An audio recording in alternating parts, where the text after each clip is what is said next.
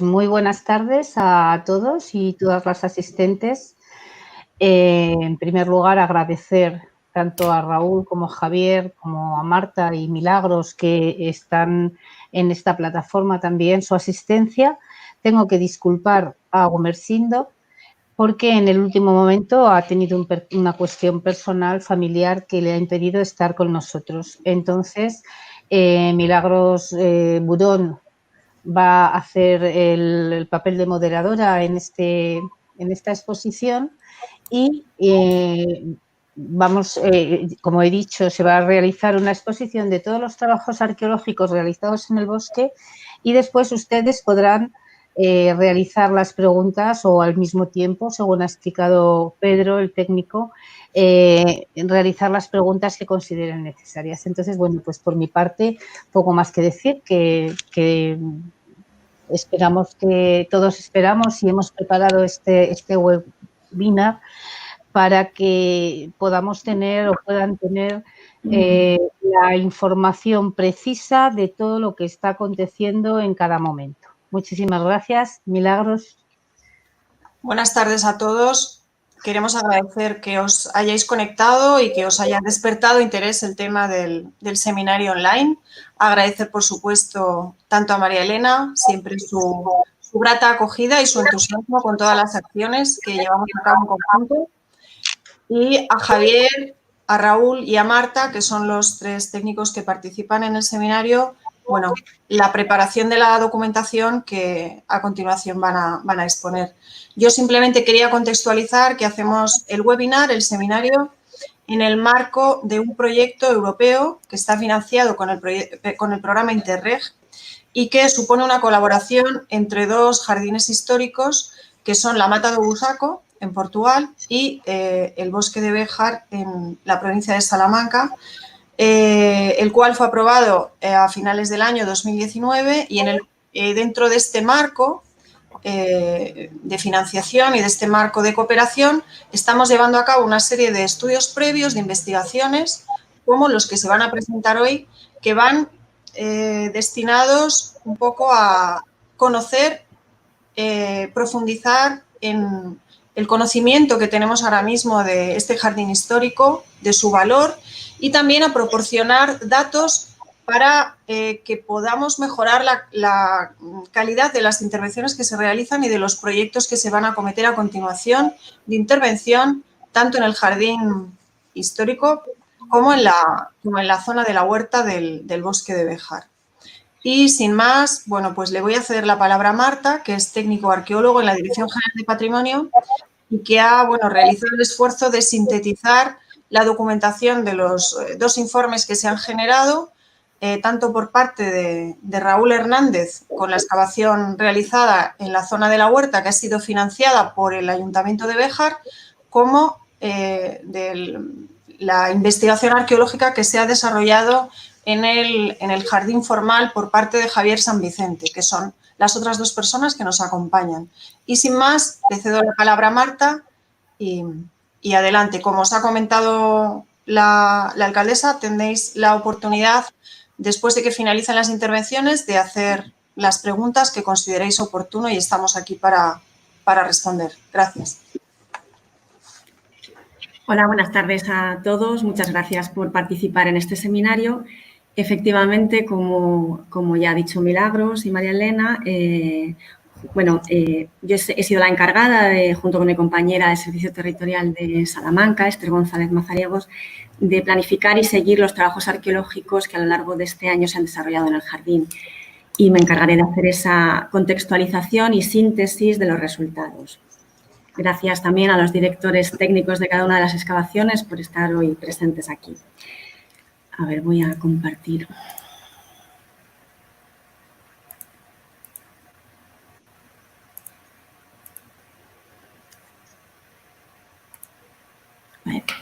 Perdón.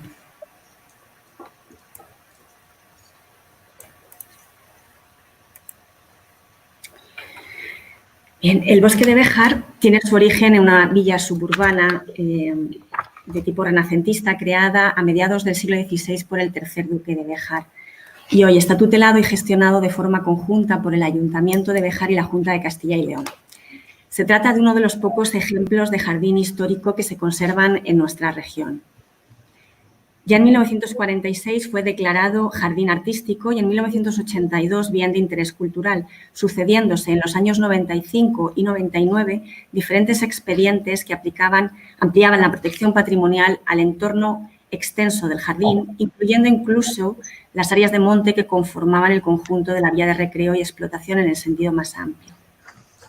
En 2019, como ya han introducido, el Comité de Gestión de Interreg aprobó el proyecto Jarcultur, de cooperación entre España y Portugal, financiado por el Fondo Europeo de Desarrollo Regional, con una ayuda de 1.313.000 euros, que corresponde al 75% de la inversión total prevista para las actuaciones en Béjar y Mata de Úsac.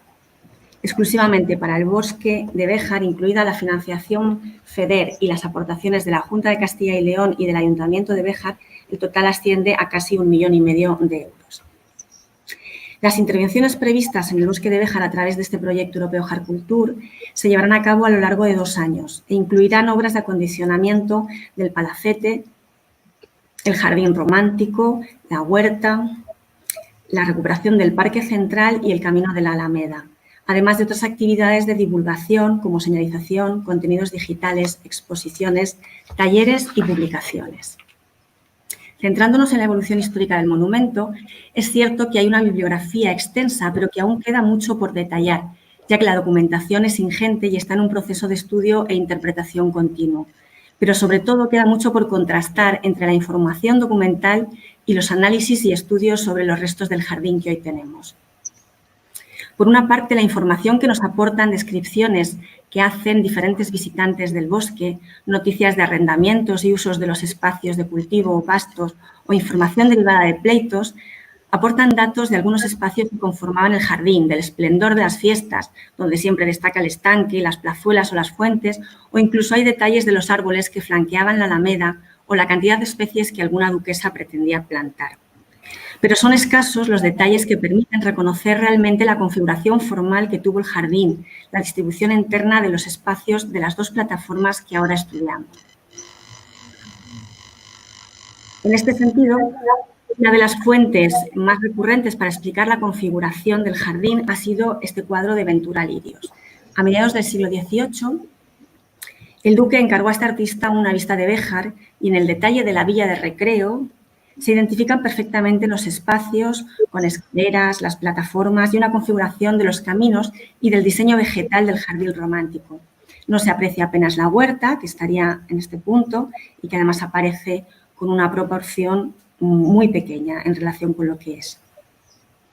Aunque es muy atractivo considerar que pudiera ser realmente un fiel reflejo de la realidad, no se puede descartar cierta idealización que demostrara el esplendor del ducado, que en definitiva es quien pagaba la obra.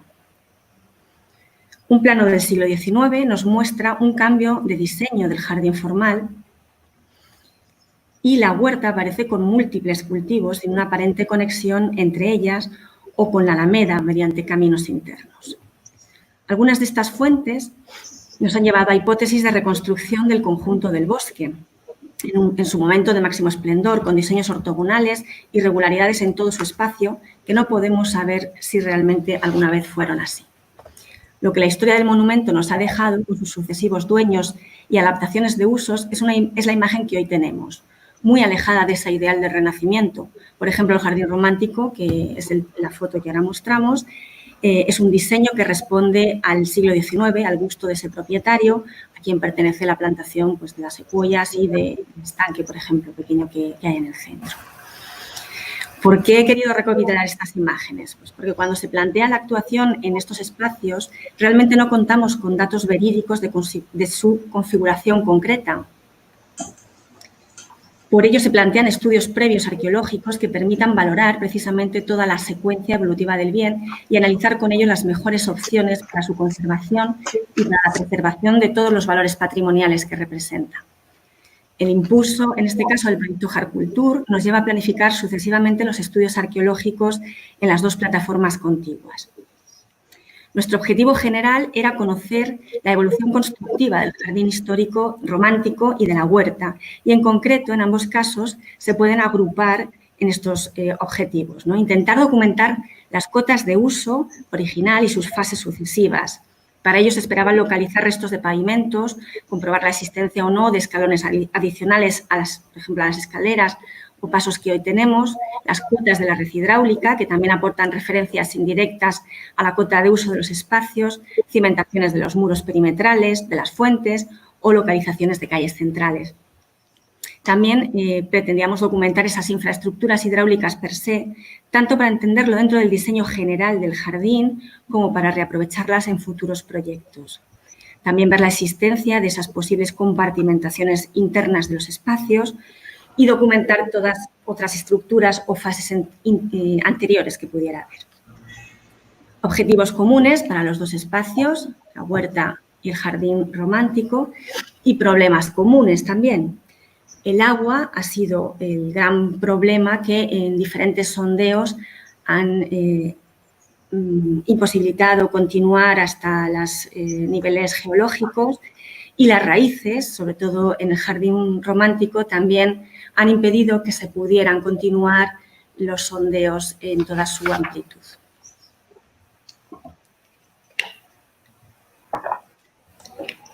Bien. Centrándonos ya en las plataformas en concreto, aquí tendríamos el jardín informal. Partíamos en este caso de un espacio, como habéis visto, con unas plantaciones muy fuertes de árboles, de arbustos, muy condicionado, por eso, para hacer los sondeos arqueológicos de comprobación, y al mismo tiempo, además, necesitábamos contrastar muchos elementos previos de los que se sospechaba su existencia por esa documentación de archivo. Por ello, inicialmente se recurrió a un método no destructivo de prospección geofísica, el georradar, que nos aportó este plano. Lo azul son los recorridos que se fueron haciendo con el georradar y los puntos blancos, los lugares donde había interferencias. Se planificaron así los 14 sondeos que podéis ver en el plano de la derecha, intentando contrastar esas anomalías que nos daba el georradar y buscar pues, esas tuberías o estructuras previas. Después de hacer toda esta intervención arqueológica, lo que podemos decir de partida es que no hay datos de compartimentaciones de espacio previos a lo que hoy vemos, ¿vale? Y sintetizando, que es mi labor ahora mismo, podemos decir que hay 3 grandes fases identificadas en la excavación de estos sondeos de la plataforma del jardín formal. Como novedad, se ha localizado en uno de los sondeos, en la parte superior derecha he puesto un planito para que puedan ver de qué zona estoy hablando. En uno de los sondeos se ha encontrado una estructura, restos de una estructura excavada solo parcialmente de un elemento previo a mediados del siglo XVI, que es cuando se hace la gran obra del jardín. En una segunda fase, la segunda fase que identificamos en estos sondeos es realmente la configuración del jardín. Esa gran obra de aterrazamiento la hemos podido identificar y reconstruir. Y además hemos visto que la construcción de cercas, las nivelaciones y las canalizaciones están planificadas y ejecutadas en ese mismo momento. Aquí se puede ver 2 ejemplos en 2 sondeos sobre el nivel geológico. La fase de formación fue sobre el nivel geológico de granito que tenía esta parte del jardín.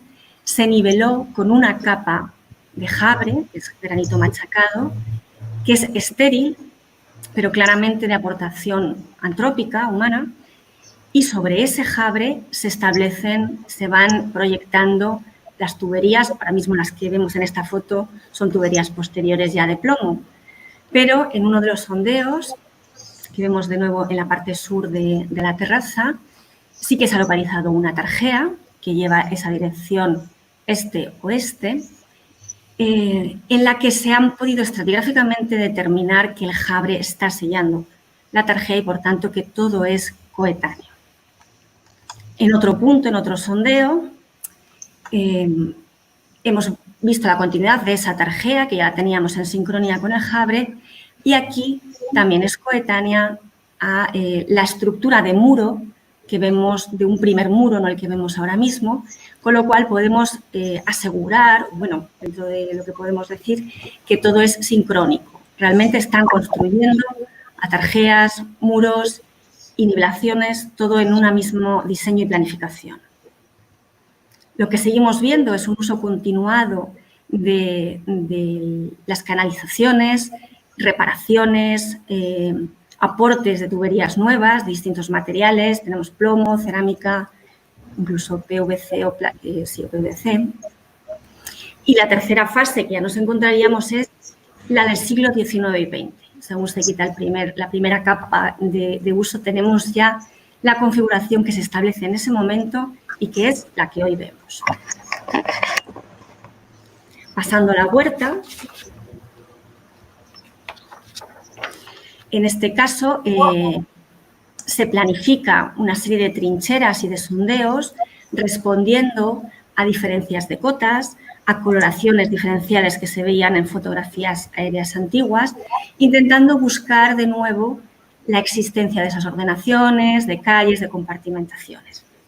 Bien, de nuevo aquí, igual que en la parte alta de la otra plataforma, después de todos estos sondeos que hemos realizado y trincheras, podemos afirmar que no hay restos de esas compartimentaciones de los espacios. No hay calles ni caminos que se puedan identificar de una fase previa. No obstante, hemos tenido tres aportaciones fundamentales también en este espacio. Por una parte, se vuelve a identificar ese nivel geológico de granito, aquí se ven muy bien esos bolos de base, sobre el que se echa la capa de Habre, que también hemos identificado arriba para nivelar y aterrazar. La particularidad que tiene la huerta en este punto es que se ha podido identificar que el geológico, desde la parte sur hasta la parte norte, tiene una gran pendiente y, de hecho, en esta mitad norte no se ha podido localizar porque rápidamente aflora el agua y no se ha podido continuar en estas zonas localizando el geológico. Por otra parte, otro hallazgo importante es esta gran atarjea que atraviesa, perdonad porque aquí puesto en la parte de arriba podéis ver la dirección y la posición relativa que tiene esa atarjea. Atraviesa otra vez de este a oeste recogiendo las aguas, se identificó de forma colateral en un sondeo en una trinchera principal y se amplió para localizar su continuidad en toda la extensión de la huerta. Efectivamente, hemos podido comprobar como datos interesantes las características materiales, cómo tiene lajas de granito forrados con otro mampuesto más pequeño, incluso algunas reparaciones con otras piedras de granito posteriores.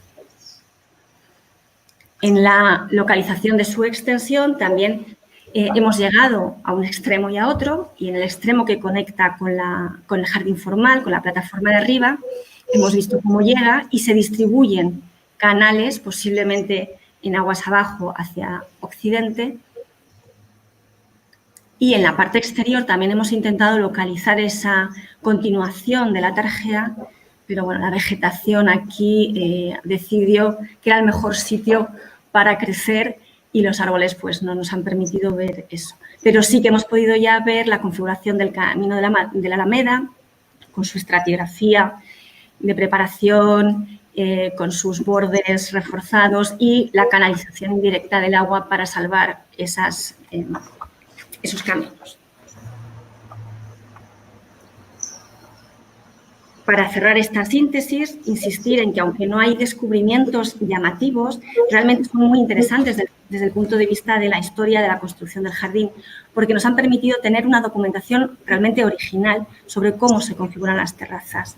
Se ha documentado estratigráficamente que se planifica y ejecuta la obra de la red hidráulica al tiempo que las plataformas.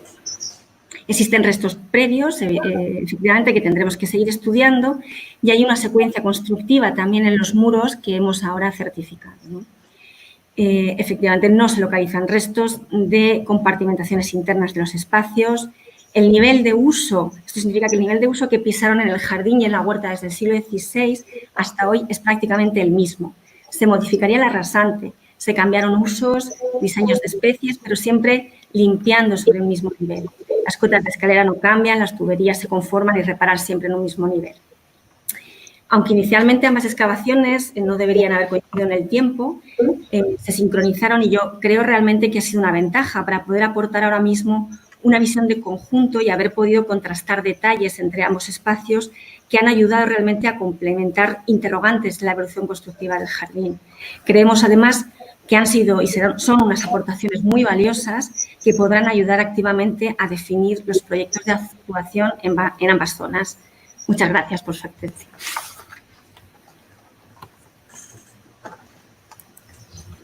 Bueno, pues a continuación creo que mientras los participantes del foro puedan plantear posibles preguntas, le vamos a ceder la palabra brevemente, en primer lugar, a Javier San Vicente, por si quiere hacer algún tipo de ampliación de la explicación o matizar algo o destacar los aspectos que él considera más relevantes de la intervención en el jardín formal. Y después a Raúl Hernández para que haga lo mismo sobre la zona donde él ha dirigido la intervención arqueológica en la huerta. Bueno, primero, buenas tardes a todos. Espero que la información que ha remitido Marta os sirva un poco para ver a los que no fuisteis a la visita, para intentar entender un poco lo que hemos hecho tanto Raúl como yo. Y ahondando en lo que ha dicho ella al final de su intervención, decir que no es habitual, como ha dicho ella, el que dos arqueólogos estemos separados por un muro, y a veces esos muros físicos pues suelen ser al final también muros pues científicos o que pueden llevar a cuestiones que no suelen ser positivas. En este caso es todo lo contrario. Ha sido una suerte el poder hacer las dos intervenciones al mismo tiempo, porque tanto los datos de Raúl nos han servido a nosotros para poder comprender la parte del jardín, y creo que a él también le hemos podido echar una mano a intentar ayudar a entender cómo ha evolucionado también en la terraza de la huerta, sobre todo porque además dentro del proyecto, y eso Marta ha sido partícipe de ello, hemos tenido que cambiar hemos intentado cambiar algunos matices, porque al final un proyecto es como el parque, como el jardín de Béjar, es un ente vivo que puede ir cambiando. Y que gracias a esa colaboración se han modificado algunos aspectos mínimos del proyecto para intentar resolver las dudas que han aparecido a lo largo de la intervención. O sea que ha sido, en este caso, bastante positivo. En este tipo de intervenciones yo creo que es más, siempre estamos hablando nosotros, tanto en las visitas como ahora mismo, yo creo que también es más productivo que vosotros hagáis preguntas, pero bueno, a modo de síntesis o siguiendo un poco la línea de Marta, a mí me parece que aunque se lleva mucho tiempo estudiando el jardín de distintos aspectos, en cuanto al arqueológico casi estamos empezando ahora, gracias también a otros compañeros, a otras empresas que intervinieron antes que nosotros, que con sus datos, junto con lo que estamos haciendo, lo que hemos hecho ahora Raúl y yo, creo que sí que sirven de base para poder empezar a comparar la información de la documentación histórica que muchos de vosotros conocéis, y sobre todo la gente de la asociación que lleváis relacionados con el edificio, con el jardín mucho antes que nosotros, y a partir de ahí el intentar establecer pues nuevas hipótesis de trabajo, y también confirmar muchos de los datos que ya había anteriormente. Al final el jardín es un edificio vivo desde el siglo XVI, desde que se empieza a construir tanto en planta como en aspecto. Ha podido mantener, digamos, esa perspectiva, pero después todas esas pequeñas modificaciones que hemos podido ver en la intervención arqueológica que se han ido dando tanto en la huerta como en nuestra parte es lo interesante para poder construir la biografía del edificio. Cosas como, por ejemplo, que la cerca en el muro sur del jardín tenemos dos muros diferentes, que ha habido un reaprovechamiento del anterior como base del actual, las reparaciones que parece que han podido desarrollarse en los últimos 200 años. Ese muro del siglo XV que apareció, como siempre, en los dos últimos días. Bueno, pero digo del siglo XV porque parece que las dataciones van por ahí. Vamos a poner antes del XVI, y que siempre, como Murphy hace, aparecen los dos últimos días parcialmente en una esquina y que te dan ganas de seguir abriendo, pero que tienes que parar porque si no la cosa se nos va de las manos. Entonces, como le decía a alguno de los compañeros que estuvo en la visita que hicimos en julio, aunque parece que fue ya en otra vida, todas estas intervenciones lo que generan a veces son más preguntas que resultados, y eso está bien, porque lo que confirma es que es un sitio, como ha dicho Marta, interesante, que no hemos encontrado grandes monumentos, pero que muchas veces la información que menos se ve es la más importante. El intentar entender cómo se configura un jardín histórico es muy complicado. Hay antecedentes tanto en Ágreda o en Piedrahíta, que podéis acceder a sus artículos y a las publicaciones que hay que no han podido llegar ni a comprender lo que aquí ya se ha empezado a entender desde hace mucho tiempo. Entonces, eso es, digamos que eso es positivo. Yo creo que Béjar tiene algo muy potente y un sitio que tiene muchas transversales para poder seguir estudiando. Y poco más, seguro que Raúl tiene cosas más interesantes que yo que decir. Antes de que intervenga Raúl, quería hacer una observación. Se está refiriendo, Javier, a una visita que se hizo con motivo de una jornada también de presentación de una actuación que se está llevando a cabo en la planta baja del Palacete de Béjar, que tiene como finalidad el instalar un punto de recepción de visitantes allí y que mejorar la accesibilidad, que es una de las líneas transversales en las que venimos trabajando en el bosque, y bueno, favorecer también un poco su percepción por parte de la sociedad, porque el bosque desde hace muchos años pues es un lugar que despierta muchísimo interés entre la propia población de Béjar, pero también dentro de Salamanca, en Castilla y León, y fuera de nuestras fronteras, ¿no? de nuestro ámbito territorial, regional, digamos.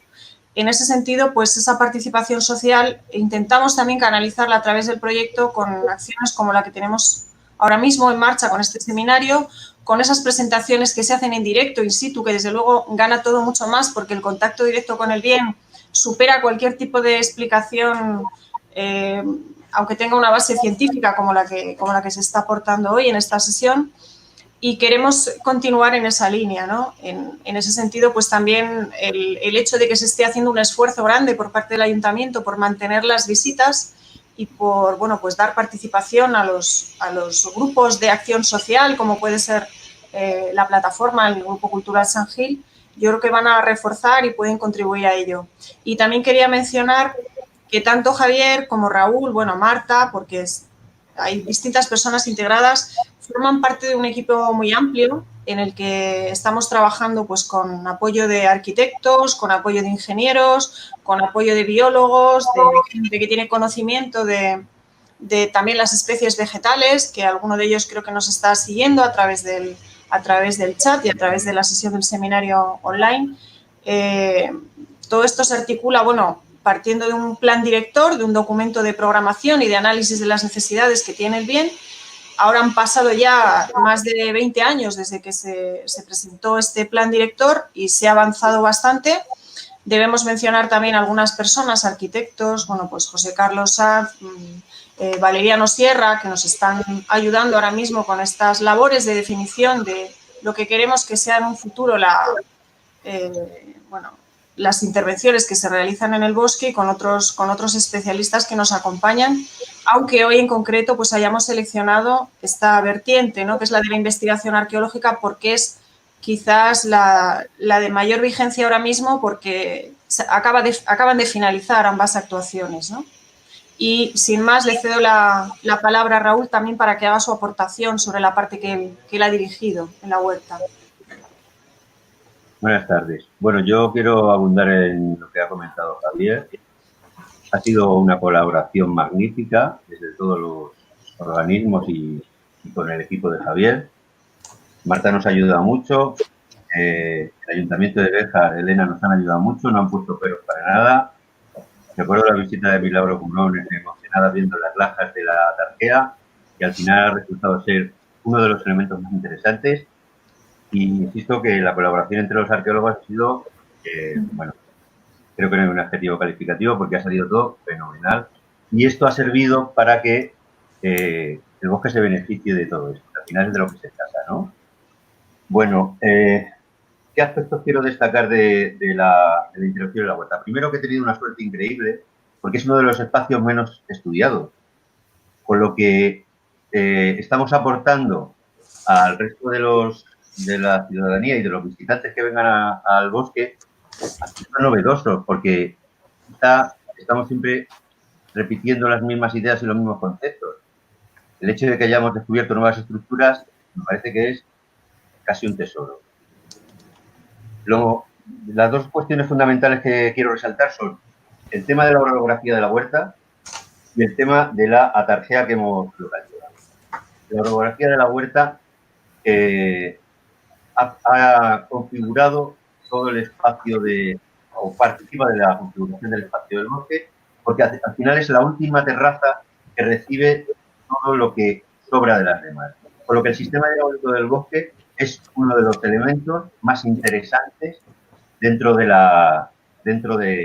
lo que es la villa renacentista. Todo el mundo se fija en la fuente de la sábana, en la fuente de los 8 años, en el jardín, que a la huerta la pobre no le hace caso a nadie. Y la huerta es tan interesante como el resto de los espacios. Y para eso tenemos que explicar. Por eso es interesante que hayamos hecho este seminario, porque si explicamos estas cosas, creo que podremos emocionar más a la gente. El tema de la orografía define la configuración de espacios, porque la huerta, como muy bien ha dicho Marta, en unos sitios la roca madre aflora tan alta como que a 20 centímetros estaba ya ahí, y si no era la roca madre, era el granito degradado en forma de jabre. Y en el norte de la huerta, me gustaría poder enseñaros algún plano para que entendáis mejor, pero si venís a vernos al bosque, seguro que podemos entenderlo muy claramente. Digo que en la parte norte del bosque, la profundidad a la que está la roca madre es tan potente como que no hemos podido localizarla, porque está muy profunda y porque los afloramientos de agua son altísimos. ¿Y dónde viene todo ese agua? Es el agua que viene por escorrentía de todas las terrazas superiores, por lo que la funcionalidad de la huerta de abajo es importantísima para el drenaje y para que el bosque sea lo que sea con este sistema hidráulico. Y llegando a la tarjea, después de hacer, 23 sondeos, entre 23 sondeos y 7 trincheras, en la mayoría de ellos hemos encontrado tierra y tierra, que esto parece aquello de un amuno, ¿no? De los pajarones de San Miguel. Pues aparte de la tierra, hemos encontrado esta estructura hidráulica que cumple una función fundamental para el drenaje de la huerta. Y esta tarjea se ha estado utilizando durante tanto tiempo como para que hayamos localizado reparaciones y como para que la huerta haya seguido funcionando durante el tiempo en que fue como huerta. Porque lo que decía al principio de que parece el pobre es que ha sufrido una degradación progresiva a lo largo de los tiempos. Las fotos que tenemos de árboles plantados a cuerda y que se ven perfectamente ordenados, en la última etapa ya podéis ver que quedan un manzano, un peral y un cerezo. Y han ocupado esos espacios esos grandes chopos y alisos porque es una zona muy húmeda. Con lo que la tarjeta está cumpliendo una función fundamental, y os aseguro que es una maravilla de la técnica por la forma en que está construida. No voy a enrollarme con datos técnicos, pero es una maravilla. Y bueno, pues espero que siga funcionando. El problema que hemos tenido es que las sucesivas reparaciones, y eso creo que está de acuerdo conmigo Javier, la evolución de la villa no es un ser muerto, sino que ha estado cambiando constantemente, tanto como para que las necesidades de los diferentes propietarios hayan hecho que las reparaciones son patentes. Y bueno, ya podréis ver fotos de cómo las lajas de granito moteado, esas que hay en la sierra, son interesantísimas y muy elegantes. En algunos sitios se aparecen y ponen 4 piedras pues de peor calidad, pero sí ha seguido cumpliendo su función. Ahora lo interesante sería saber si ese sistema hidráulico que hemos localizado y que está relacionado con el resto tiene atarjeas subsidiarias, que podría ser porque a la cabecera, a lo que estoy llamando la cabecera es al oeste de la atarjea, nos salen canalillos que conectan con ella y que están adosados a las caceras que ahora vemos en superficie. Por lo que podría ser, insisto, que hubiese otras canalizaciones subsidiarias en la zona norte, que es la que tiene mayor profundidad. En cuanto, me gustaría hablar de los restos materiales arqueológicos que hemos encontrado, y puedo decir que hemos encontrado cientos de fragmentos de cerámica de 1 centímetro, 2 centímetros, descontextualizada. ¿Por qué digo esto? Porque lo que hay en la huerta son aportes de tierra de otros puntos. En el 16 o 17 o 18 se han estado partiendo la espalda, llevando carros de tierra de un punto a otro, y hemos encontrado, como muestra del totum revolutum que hay en la huerta, voy a mencionar 3 elementos. Una matrícula de Béjar de 1956 de una bicicleta, un lacre de un paquete de estos lacres que se usan para sellar los paquetes y que nadie los abra, de Jerónimo Rodríguez, un industrial bejarano, y en la misma cata, la C18, aparece una figurita de hierro que es una absoluta delicia del siglo XVIII, en el mismo estrato y en la misma cata. ¿Qué quiero decir con esto? Es complicadísimo datar cronológicamente la tarjea, porque la tarjea no nace el 26 de octubre de 1969. Ha habido una evolución y en cada momento ha ido variando. Bueno, yo creo que es interesante haber conocido la tarjea, conocer la orografía de la huerta, porque nos va a dar, o les va a dar a las personas que hagan el proyecto posibilidades de actuar como debe ser. Y bueno, pues lo que me gustaría es poder seguir investigando la huerta para que, bueno, todos tengamos mayor conocimiento de esta y podamos disfrutarla. Esto es todo. Gracias. Bueno, no sé si hay alguna pregunta, porque yo en principio no estoy viendo preguntas. Quizás Javier podría dar alguna información sobre los hallazgos materiales que se han producido en el jardín formal, igual que ha hecho Raúl. Y también yo creo que a lo mejor es interesante que comentéis un poco la tipología de la canalización, si es similar la que ha aparecido en la zona de la huerta con las otras que conocemos y con las de la zona de la plataforma del jardín formal. Bueno, por alusiones, como dicen. En cuanto al registro de materiales, es un poco lo que ha explicado Marta y también ha especificado Raúl. Nosotros lo que hemos ido viendo en función del nivel de uso que ha tenido la huerta es que en 20 centímetros tenemos, digamos, el nivel desde el siglo, de 20 a 30, 40 centímetros, el nivel de uso que ha habido desde el siglo XVI al siglo XX. Si tenemos en cuenta eso y las remociones que tiene que haber en una huerta a la hora de preparar la tierra, lo que tenemos es una variedad cerámica desde principios del siglo XX hasta cerámica del siglo XVI.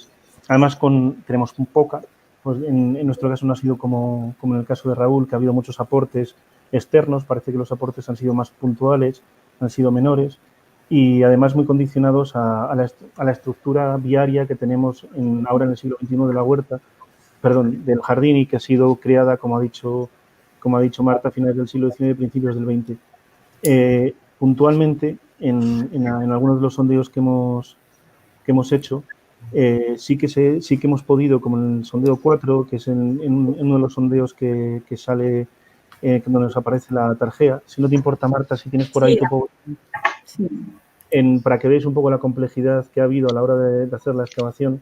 En 20 centímetros teníamos 400 años. Teníamos una fosa que se había realizado en el siglo XX para meter una tubería de plomo que había roto el sedimento original del 16 en el que está hecho la tarjea. Si me puedes, como veis en la diapositiva de Marta, la tubería de plomo sería, como os digo, de finales del 19, principios del 20, por el material que nos ha aparecido, mientras que el sedimento que está a la izquierda de la imagen, donde está el jalón en vertical, sería parte del sedimento original con el que se crea toda la base de, digamos, el sedimento que se echa encima de la base del jardín y que va asociada, no sé si veis, esto es más complicado, donde tiene el puntero Marta un poco más abajo hay unas manchas blancas, bueno, pues esos son sellos de cal que pudimos documentar y que están fotografiados específicamente exactamente por ahí, en donde se ve cómo los sellos de cal están sellando, nunca mejor dicho, el sedimento y las piedras y el material petro que forma la tarjea, las piedras. Entonces, eso es muy importante porque, como veis, en esos 30, 40 centímetros tenemos resumida visualmente la evolución histórica del jardín. Es decir, todas las remociones que ha habido han tenido siempre como protagonista, como decía Raúl, intentar dar agua al jardín, abastecerlo. Igualmente pasa en la zona de la huerta. Y respondiendo a la pregunta de Milagros, tanto nuestra tarjea, lo que vimos Raúl y nuestro equipo, es que tanto nuestra tarjea como la suya parece que son coetáneas y que se construyen en la misma época. Y eso es importante. Pudimos subir a la Garganta del Oso, que Raúl conoce mejor que yo. Nosotros solo pudimos subir un día y vimos que esa obra que aparece en la documentación, dentro del jardín aún se pueden ver restos de lo que fue la infraestructura original que debió tener el jardín. Y estoy totalmente de acuerdo con Raúl. Para mí me ha impresionado más la obra de hidráulica, de regadío general, digamos, que no bueno, pues las cuestiones más o las estructuras más ornamentales. Pero bueno, esto es una cuestión de gustos o de que al entender la globalidad, digamos, del bosque, pues se puede apreciar la obra de ingeniería brutal que supuso hasta el mínimo detalle el poder pues construir este jardín y, por supuesto, también la huerta y las zonas adyacentes, que fue muy complejo. Y en cuanto al material más destacado, cerámico, pues es el que estamos analizando ahora. En este caso, Murphy nos ayudó mucho. En la zona donde pudimos excavar, hicimos una pequeña cata en este sondeo 4 que acabamos de ver y pudimos sacar material de un par de cerámicas, si no recuerdo mal de memoria, 2 o 3 cerámicas del siglo XVI. En este caso, Murphy nos ayudó. Y en cuanto al muro que hemos hablado, que es anterior al XVI, tenemos un par de cerámicas que parece que oscilarían entre el siglo XV y el siglo XIV. Entonces, en este caso hemos tenido suerte en poder excavar este sondeo en concreto, el que está enseñando ahora Marta, porque en este pequeño espacio de 3x2 hemos podido solucionar pues una estratigrafía que en la zona sur del jardín es bastante más compleja que en la zona norte, que es un poco lo que decía Raúl. Tenemos la topografía del jardín, también hay que tenerla en cuenta. Entonces, el mayor mérito que puede tener la arqueología en este caso es que con muy poca información, como os decía antes, aparentemente con muy poca información, sí que se pueden sacar conclusiones de cómo se ha ido conformando y evolucionando la estructura del jardín y de la huerta. Y poco más, creo, no sé si te he respondido, Milagros. Sí, perfectamente. ¿Hay alguna pregunta ya aquí, alguna observación? También hay un tema que me parece que puede resultarle interesante o curioso a la audiencia. Tal y como habéis explicado, una de las incógnitas o una de las comprobaciones que queríamos realizar sobre el terreno era realmente conocer si había habido una ordenación preestablecida en ambas plataformas. Para eso utilizamos también como guía la existencia de esos núcleos de comunicación que son las escaleras, que están en algunos de los ejes de simetría de ambas plataformas, en la base de las cuales sí que se ha realizado algún sondeo. Entonces, quería que comentarais también un poco la información que tengáis sobre las escaleras en relación a la configuración de las terrazas, si es posible, o si habéis podido avanzar algo con esa cronología, porque me parece que es un tema interesante porque es casi una de las cuestiones más arquitectónicas, ¿no?, que podemos visualizar dentro de la configuración espacial que tiene el jardín y la huerta. Si os parece, yo hago un apunte que las terrazas están interrelacionadas desde un principio, lo demuestra el hecho que Javier localizó en la cata que hizo en el ángulo suroeste, junto a la puerta, ¿recuerdas? Esa cata tiene una tarjea que comunica directamente con la cacera que va paralela al muro que separa el jardín de huerta. Este punto, ¿verdad? El sondeo 10. En este sondeo. Exactamente. Bueno, que sigue funcionando, felizmente, y que sigue fluyendo el agua por él, pasando a la huerta. Estaría por aquí. Y de ahí, por supuesto, sigue hacia el Prado Bajo, quiero decir, y hasta llegar al estanque pequeño, bueno, pequeño, de 800 metros cuadrados, que hay junto a la entrada principal y que estuvo abasteciendo hasta hace 4 días una antigua fábrica textil. La importancia del sistema hidráulico otra vez y de cómo el agua ha sido el motor de la villa. Al margen de cuestiones lúdicas, el agua, la huerta, que parece que no tiene importancia, ha sido un elemento fundamental porque además ha sido proveedora de alimentos a los dueños y de dinero. Está documentado el arrendamiento de la huerta a diferentes paisanos para la venta de fruta. Nosotros hemos localizado una estructura curiosa entre las escaleras que comunican el jardín con la huerta. Y digo curiosa y además interesante. ¿Por qué? Porque es una estructura de ladrillos macizos que lo que hacía era permitir que fluyese el agua por debajo de ellos para que no se encharcase el desembarco de las escaleras. No sé si me explico. Si llegas a las escaleras, te encuentras la huerta encharcada porque los aportes de agua son muchísimos. Para evitar ese encharcamiento se construye esta estructura. Y esta estructura está delimitada por 2 grandes lajas de granito que son o que proceden de la cubierta de la tarjeta. ¿Qué quiero decir con esto? Que la modificación de las estructuras es constante, por lo que dar una fecha exacta para cualquiera de los elementos es complicado, porque todos los dueños han estado remozando constantemente su espacio. La pregunta iba más bien enfocada a si habéis podido constatar si las escaleras estaban en la configuración original o es un elemento añadido en relación a ese posible eje de simetría o esa posible comunicación, que ya sé que es una de las incógnitas, por eso lo pregunto. Si habéis podido clarificar algo en ese sentido. En las fotos que hay del vuelo americano del 56. Espera que la pongo. Bueno, esa foto induce error, porque por un lado la documentación y por otro lado las fotografías parecían apuntar hacia la existencia, muy bien, de un paseo de comunicación entre la escalera oeste de la huerta con la escalera este de la huerta.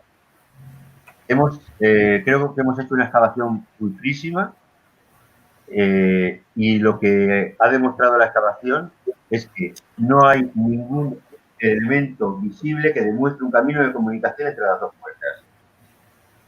Si nos vamos, a ver, claro, para esto, nosotros hicimos una cata al desembarco de las escaleras de la huerta que comunica la huerta con la alameda.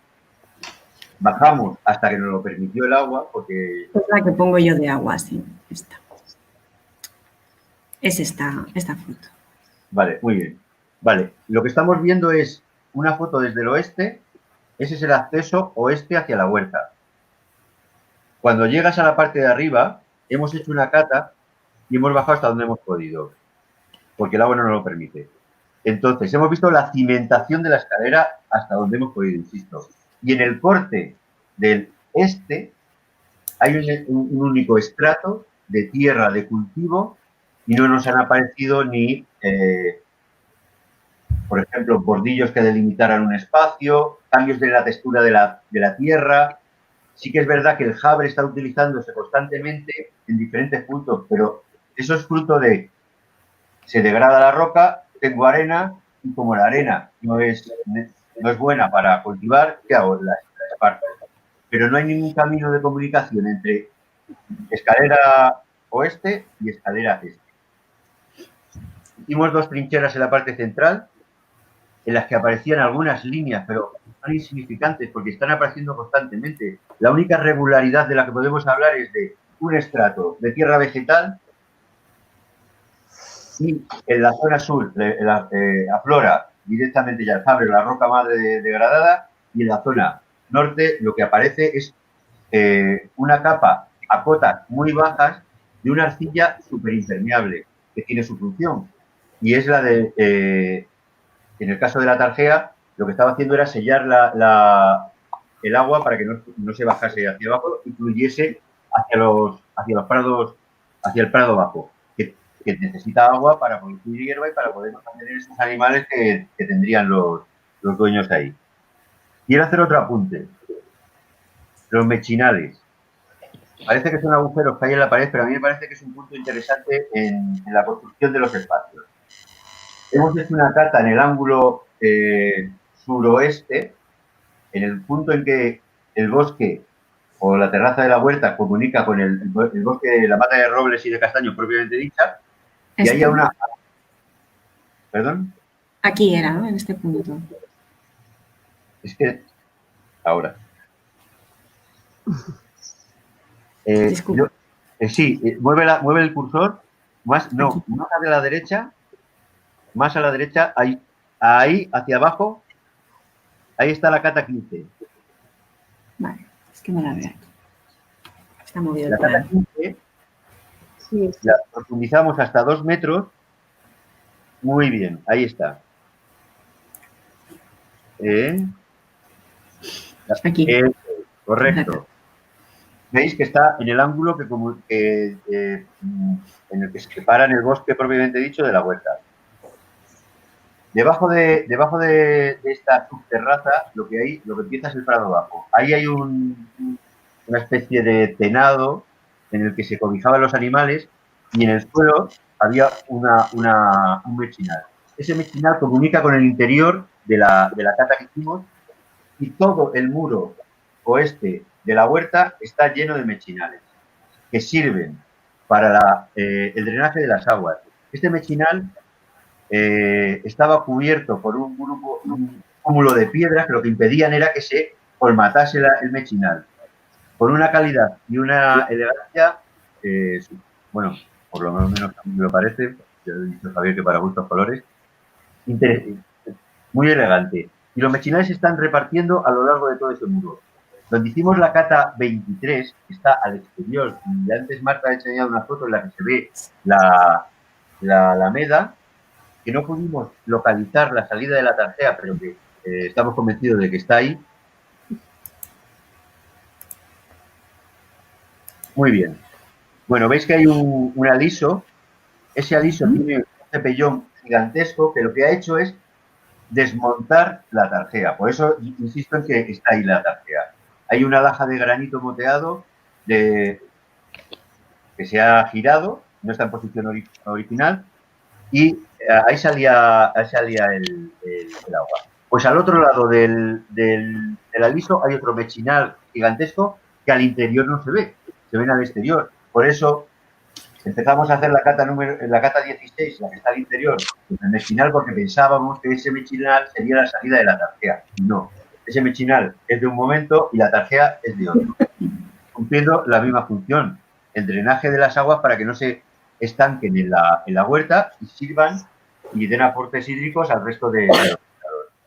Y aprovechando que está aquí esta foto, para que veáis cómo la villa es un elemento vivo, este es un lateral de la alameda.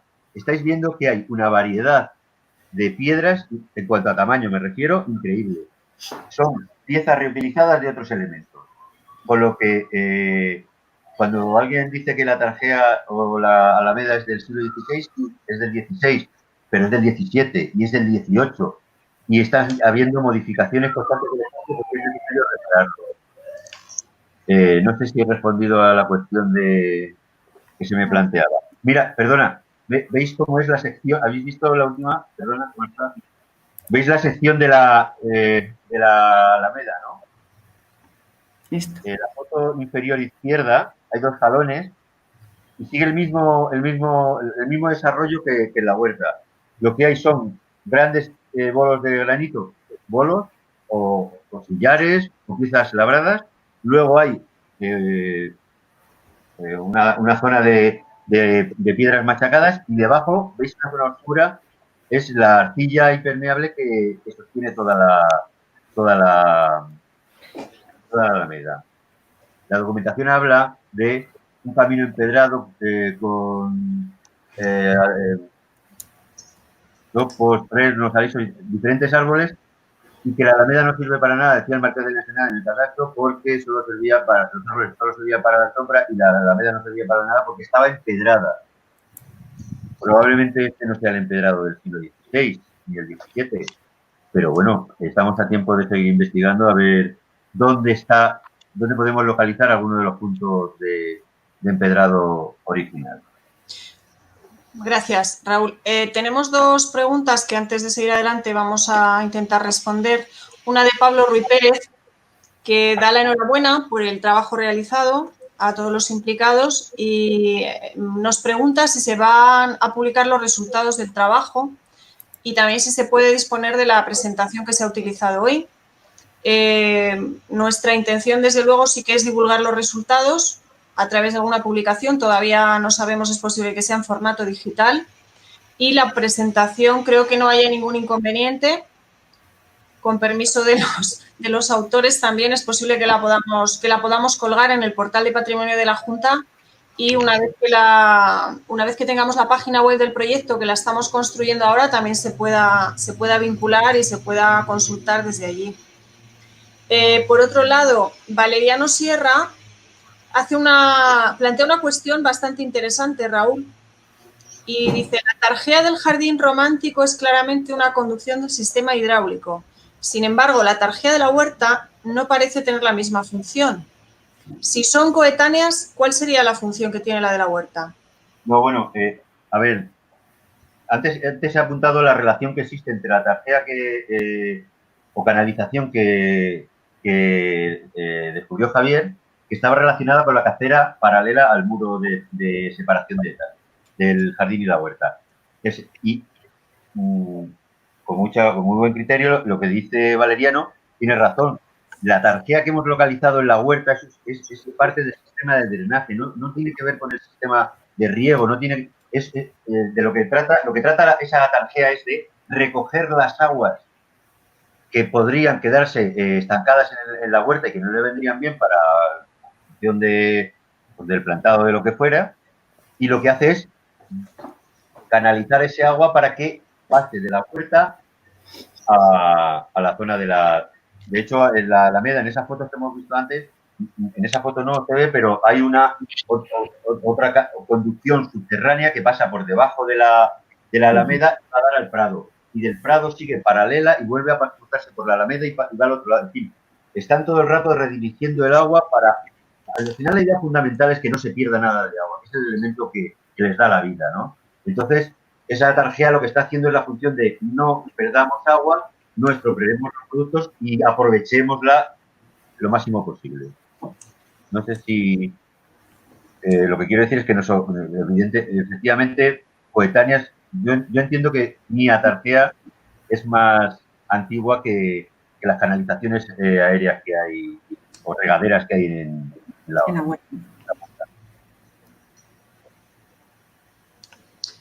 No sé si alguien quiere hacer alguna otra pregunta o queréis debatir sobre algún tema o plantear alguna cuestión que a vosotros os haya... ¿Alguna incógnita que tengamos todavía ahí en el horizonte? Javier.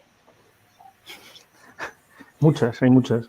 Por ejemplo, volviendo al tema de las escaleras, nosotros solo pudimos hacer un sondeo en uno de los que ha enseñado Marta, el sondeo 1, y el problema que teníamos es que se nos inundaba constantemente. La documentación gráfica que hay no es buena porque fuimos incapaces de achicar agua. Teníamos que pedir una bomba al ayuntamiento. Entonces, Marta, ¿puedes poner el plano donde está esa zona? Entonces, lo que sí que pudimos descubrir, aunque en la documentación gráfica no aparece en condiciones, es que había restos estructurales al pie del primer escalón actual. Entonces, eso nos da a pensar o se podrá apuntar que a lo mejor digamos, la escalera actual no es la primera que hubo, o por lo menos, aunque el sitio sí que es una constante en el bosque, en el que la planta, las formas se mantienen, pero como ha dicho también Raúl, pues hay una reestructuración constante. Entonces, aunque no se tenga esto de paramentos, que si quieres sería uno de los pasos siguientes que habría que realizar, una lectura de paramentos a lo largo de tanto del jardín como de la huerta, lo que parece en la escalera, que todo lo que podemos considerar los petriles de la escalera no serían los originales, serían reparaciones que ha habido posteriormente. Esto más como opinión, porque bueno, que nos gusta mucho la lectura de paramentos y al final te fijas un poco en todo para entender lo que tienes que hacer. Habría que hacer un estudio pormenorizado para poder saberlo con seguridad, pero viendo un poco la estructura de toda la escalera hasta la zona del estanque es la sensación que da. Y con ese pequeño sondeo que hicimos en el que sí que vimos que había restos estructurales por debajo, pues da que pensar que a lo mejor se ha reestructurado y que la escalera actual, aunque esté en el mismo sitio, en la misma localización, no sea la original, por lo menos parcialmente. Más allá no puedo tirarme a la piscina. Bueno, de hecho, la escalera que comunica la huerta con el jardín, hemos visto cómo ha sufrido constantes reparaciones. Hay retacados de ladrillo macizo con tejas, más propios del siglo XIX que del siglo XVI, morteros de mala calidad, incluso del siglo XX, reparaciones del siglo XX. Que los plintos de los extremos de los pretiles puedan ser de la época, incluso estos plintos, que lo hemos comentado alguna vez, son de peor calidad y de peor aspecto que los plintos que te puedes encontrar en la escalera de acceso de la terraza del estanque a la terraza del jardín. Parece que hay una degeneración, una degradación o una falta de interés en la creación de elementos, ¿no? Y la escalera, insisto, que tenemos entre la huerta y el jardín, pues es de malísima calidad. Y está hecha, en fin, está descentrada, yo insisto que es poco probable que sea del siglo XVI, lo que estamos viendo ahora, lo que estamos viendo. Una de las labores que yo creo que queda es el conjuntar, como hablamos también en la visita que antes explicaste, que hicimos en julio, el intentar juntar toda la información, que es lo que hizo Manolo Jiménez parcialmente en el proyecto que nosotros, el arqueólogo que redactó el proyecto que nosotros hemos ejecutado, intentar, junto con la información que tenemos nosotros, más una documentación histórica aún más exhaustiva de la que ya se ha hecho y muchas personas de la asociación o algunas por lo menos también han participado en ella en su momento, e intentar juntar toda esa información, porque yo entiendo que 20 años de investigación de un lugar da para mucho. Y junto con eso, yo creo que el gran reto es hacer una buena lectura de paramentos de todo lo que queda, vamos, tanto del jardín como de la huerta y juntar toda esa información, darle sentido, porque muchas veces al final nuestros resultados son parciales. Al final los compañeros, y nosotros nos incluimos, damos una perspectiva solo de lo que nosotros hacemos, y yo creo que pues hacer ese gran resumen que más incidir en lo que estoy apuntando, pues sería creo que muy bueno para el bosque, para poder intentar parar, recuperar toda esa información, discutir sobre ella y sacar unas conclusiones de todo lo que sea, de toda esa información científica que se ha ido generando a lo largo de tantos años por varias instituciones por lo menos. En relación a esta última idea que has planteado, hay una pregunta de Pablo Ruiz Pérez que nos dice, en relación a los últimos comentarios de Javier y Raúl, parece que están justificadas más actuaciones. ¿Están previstas? Marta, yo creo que puedes avanzar un poco la idea que tenemos de continuar con la investigación arqueológica ahora. Vale. Sí, efectivamente, una de las conclusiones de estos dos trabajos, el punto en el que estamos, es poner, lo que acaba de decir Javier, poner en común toda esta información y dar un paso más allá y leer los muros, ¿no? Tanto lo que hemos visto en los sondeos sur, por esa estructura parcial previa, pero también en el desarrollo del propio muro, en el que se ve que el muro que vemos tenía una estructura previa, o sea, se apoya sobre una fase anterior, más todo esto de las escaleras, que efectivamente se ve muy bien en la que conecta la huerta con el jardín formal, que esa escalera se está adosando al muro que vemos, pero eso, vemos reparaciones, cemento, la cacera también tiene reparaciones a su vez. O sea, todo esto tenemos que plasmarlo ahora mismo y hacer una estratigrafía también de ello. Entonces, sí que tenemos previsto esa documentación de arqueología de arquitectura, vamos, de todos los muros que corresponden a la cerca o de huerta y de jardín formal, para intentar avanzar en esas preguntas. Gracias. Con estos últimos comentarios que habéis estado haciendo, yo me planteo si es posible eso, que hubiese como un intento de monumentalizar de alguna manera esa configuración de los pasos o de la comunicación entre terrazas, a lo mejor en un momento posterior. En concreto lo digo por la escalera que pone en conexión el jardín formal con la huerta y la otra conexión, la que es comentado con la alameda. O sea, si puede haber ahí un intento de monumentalizar, digamos, ese paso, que tuviese una configuración a lo mejor un poquito más elemental en un principio.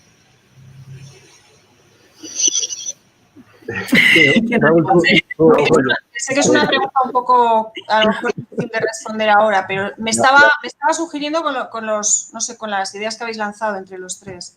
A ver, yo creo que al final estamos hablando de que es un sitio en el que, por lo menos en su origen, una de las funciones que tenía era intentar que ese sitio justificase el poder que tenía la persona que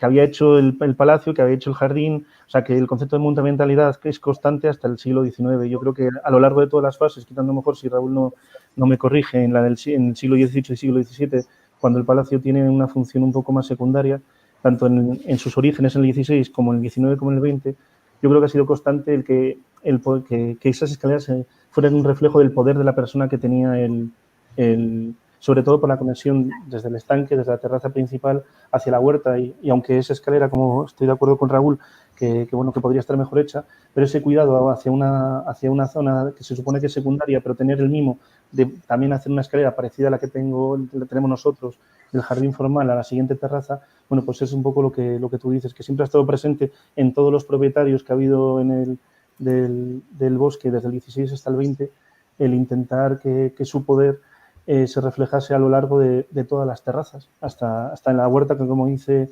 Raúl, a lo mejor visualmente no es la más atractiva, pero conceptualmente sí es muy interesante por todo lo que significa. Una de las reflexiones que hacíamos Raúl y yo, creo, de las conversaciones que tuvimos, que si extrapolas la historia del bosque, puedes ver la historia de Béjar, y si ves la historia de Béjar, puedes ver la historia del bosque. Es decir, en los momentos, esto de una forma muy general, en los momentos que Béjar ha tenido un poder económico y político y social mayor, el bosque ha coincidido que el bosque también lo ha tenido. Esto es una reflexión, habría que agarrarlo con pinzas, pero sí que de forma general, si vemos como el bosque, digamos, resucita de alguna forma a finales del 19, principios del 20, también tiene que ver por esa nueva burguesía que hay en Béjar, que es quien se encarga un poco de reflotarlo, igual que en el 16, la importancia indiscutible que tenía Béjar en la corona de Castilla, ¿no? Bueno, pues que es mucho más allá de lo material que vemos en el bosque, sino que también hay un significado y unas transversales históricas muy potentes. Una buena reflexión. Tenemos otra pregunta de Urbano Domínguez. Nos pregunta si se han analizado los elementos vegetales, que hasta ahora no hemos comentado nada, y si corresponden a una nueva fase. Nosotros hemos hecho un estudio de caracterización de las especies vegetales, un inventario, y también un análisis de su estado de conservación de cara a la redacción del nuevo proyecto de intervención en el jardín formal. Pero en relación a lo que comenta, que yo creo que es una cuestión que va enfocada a la cronología, no sé si podéis hacer alguna matización o clarificar este aspecto. Nosotros vamos. Quiero decir, la plantación en sí, si realmente a lo mejor a lo largo de la habéis podido documentar. Bueno, en los sondeos que hemos hecho en tanto trincheras como catas que hemos hecho en la huerta, ni siquiera han aparecido tocones de árboles. Quiero decir, todo lo que tenemos ahora en la huerta, los 4 árboles que hay, sabemos que ha habido más árboles porque hay documentación fotográfica, y sabemos que ha habido una serie de plantaciones por la documentación que tenemos de archivos, pero los estudios palinológicos determinarán si han existido otras, qué especies han existido, probablemente la cuantía, pero a día de hoy ni siquiera los tocones. Esto demuestra si la huerta ha estado en producción hasta los años 60, como se ve con aquellos árboles, y han estado arando, probablemente se hayan deshecho de todos los elementos que les sobraban, como los tocones de los árboles, ¿no? De hecho, nosotros en superficie, esto no lo he dicho, en superficie nos localizamos una pieza de granito cilíndrica con un extremo, en el que un extremo tiene una varilla de hierro. Esta hace parte de otra pieza que tenía localizada ya, que está guardada en el bosque, y lo que forman es una especie de, no quiero utilizar la palabra fuste, pero parece un fuste, aunque yo creo que es más bien un elemento de labranza, una especie de rodillo para alisar la tierra. Ya lo estudiaremos y veremos en qué consiste. Quiero decir con esto que todo lo que tiene que ver con la botánica, pues, bueno, no somos nosotros quienes, o yo por lo menos no estoy capacitado para hablar de ello. Yo sé que los alisos y los chopos están espléndidos porque la huerta tiene mucha agua y es debido a ese sistema hidráulico, y poco más. Que queda un cerezo, un peral y están en muy malas condiciones. Si la configuración actual es lo que ha apuntado antes Marta, tiene que ver con, pues bueno, con el trabajo que se hace en el jardín formal a partir del siglo XIX y del siglo XX. Y lo que dice Raúl, a partir de ahí ya creo... La estratigrafía, perdón. La estratigrafía ha demostrado precisamente eso, ¿no? De vuestros trabajos, que se ha limpiado. O sea, que cuando has configurado un nuevo espacio porque ha cambiado el gusto del propietario de la época, pues que se ha barrido. O sea, estamos siempre hablando de la misma cota. En el jardín formal está clarísimo y en la huerta al final pues también, porque estamos manteniendo las mismas cotas de acceso y demás. Efectivamente. Y efectivamente tienen que ser análisis palinológicos de esa estratigrafía la que pueda aportar algo más en el estudio de especies de cultivo antiguas, si es que queda algo, si no barrieron también, que se llevaron todo.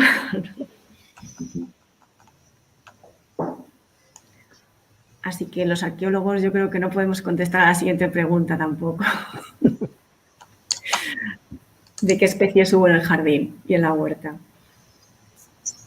Bueno, tenemos un estudio palinológico que se hizo hace varios años con varias columnas. Pasa que, bueno, sería complejo de resumir aquí. Tampoco hemos hecho un análisis ahora mismo, pero vamos.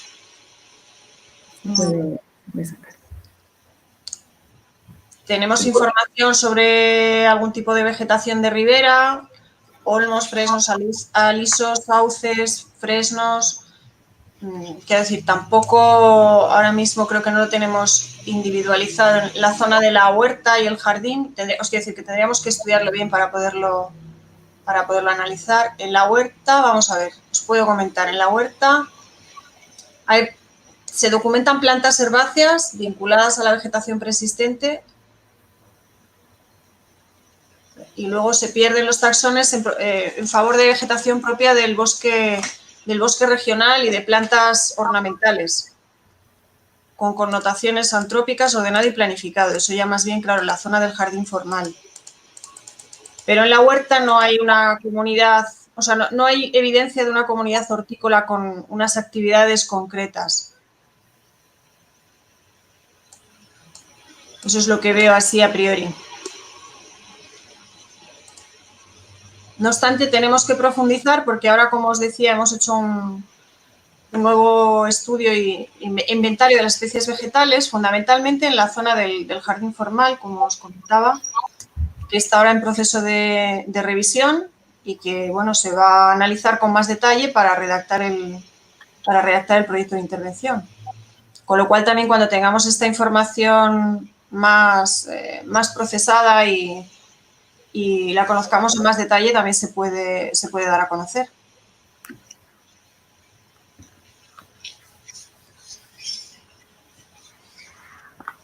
Muy bien, no sé si alguien quiere hacer alguna otra pregunta, aprovechando que tenemos a los ponentes.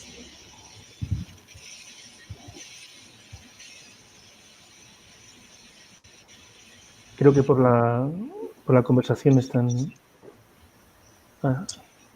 A ver, Luis, que es el autor del estudio de especies vegetales, comenta, Luis Llenó, por alusiones, ninguna de las especies vegetales del jardín formal y de la huerta tienen más de 150 años, salvo en el caso de ciertos ejemplares de boj del jardín que posiblemente sí que tengan más de esta edad. En cuanto a los estudios palinológicos, puede tratarse de especies presentes o de especies fuera de la misma. Yo os hablaba en concreto del estudio palinológico de la huerta, que estaba mirando así de una forma un poco rápida. Yo me gustaría apuntar que a cotas bajas no sé si es posible localizar restos de vegetación más antigua, pero, insisto, las continuas modificaciones y aportes de tierra a la huerta, y como muestra puedo decir que en la T4, en la trinchera 4, donde apareció la tarjea, en el extremo sur, a unos 30 centímetros de profundidad, nos apareció una baldosa de las aceras de una de las calles de Béjar que tengo localizado. Quiero decir que ha habido aportes tan modernos como del siglo XX. ¿Y esto qué significa? Que si está nivelado el terreno y ha habido aportes es porque ha desaparecido relleno, con lo que podría inducir a error y podrían hacerse análisis y sacar conclusiones erróneas en tanto en cuanto los movimientos de tierra han sido constantes. No sé si me explico.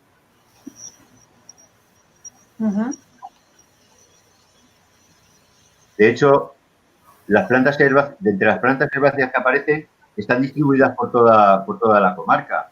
Lo que nos ha salido inmediatamente después de tapar las catas son plantas de escamonio, que salen a toneladas, y cardos. Y nos han salido justo en las zonas en las catas en la zona de las catas que hemos sellado. Y estas plantas salen en cualquier zona de Béjar que hagan remociones de tierra.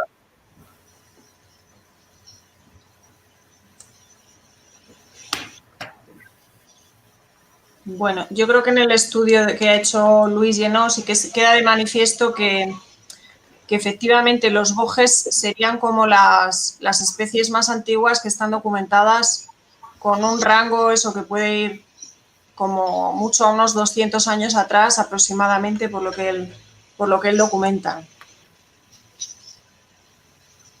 Y el resto de la plantación, pues ha hecho él ahí una síntesis, una reflexión de que posiblemente son del siglo XIX y del XX, la mayoría de las especies arbóreas. Sí, como decía Marta, es lo que a nosotros nos dice la estratigrafía, o sea que estamos totalmente de acuerdo. Muy bien, pues si nadie tiene más preguntas o más consultas, le cedo la palabra a María Elena. Perdón, hay otra observación de Luis. El polen puede viajar a kilómetros de distancia, por tanto, la presencia del polen no indica que haya estado allí plantado. Claro. Aunque se haga un estudio que indique la ausencia de una especie determinada fuera del bosque.